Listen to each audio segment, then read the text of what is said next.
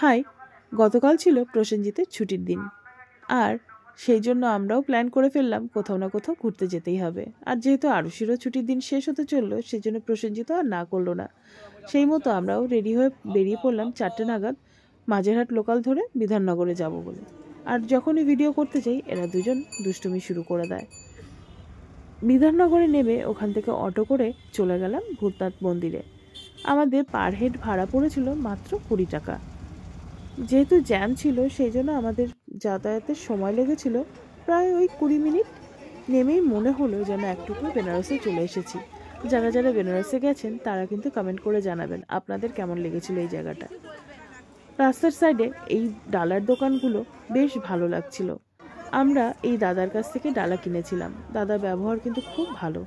আর 30 টাকার বিনিময়ে ডালা কিনলাম। প্রসাদটা আলাদা করে কিনতে হয়।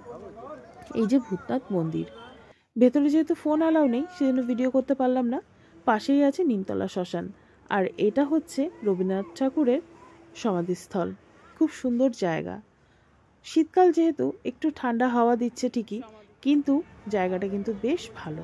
গরমকালে এখানে বসার মজাই আলাদা। একটু নিরিবিলিতে বসে যারা আড্ডা দিতে চান তারা কিন্তু এখানে এসে একটু ঘুরে যেতে পারেন।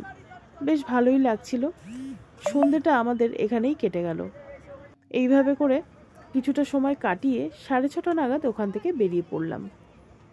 বাচ্চারাও এখানে খেলাধুলা করছিল। আরুষিকে জিজ্ঞাসা করলাম তোমার কেমন লাগলো, একটু শুনে দিকে আসো। কেমন লাগলো তোমার ঘুরে আজকে? কোথায় এসেছো বলো তো? ভূতনাথ মন্দিরে। ভালো লেগেছে? আবার আসবে তুমি?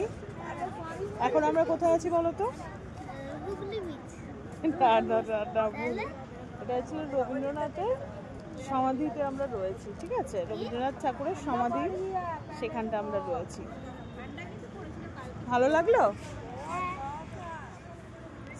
গঙ্গায় এখন কিন্তু ভাটা চলছে, আর গঙ্গার হাওয়াটাও কিন্তু বেশ ঠান্ডা। তো যাই হোক, এইভাবে করেই একটা সন্ধে আমাদের কেটে গেল। কেমন লাগলো তোমাদের জানিও। টাটা।